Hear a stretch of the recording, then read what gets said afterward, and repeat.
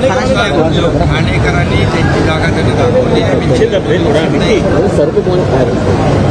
आणि ठाणेकरांनी त्याचं काम दाखवून दिलेलं आहे, कार्यक्रम केलेला आहे. त्यामुळे नरेंद्र मस्के विजयी झाले, त्यांचं मी मनापासून अभिनंदन करतो. त्याचबरोबर या देशाचे प्रधानमंत्री नरेंद्र मोदीजी यांचे अभिनंदन करतो, कारण ते तिसऱ्यांदा या देशाचे प्रधानमंत्री होत आहेत. शिवसेना पक्ष हा एनडीएचा घटक पक्ष म्हणून त्यांच्यासोबत आहे आणि लवकरच एनडीएचं मोदीजींच्या नेतृत्वाखाली सरकार बनेल. कारण या लोकांनी इंडिया अलायन्सने एकच ध्येय, एकच त्यांचा एकाच द्वेषाने पछाडले होते, मोदी हटाव.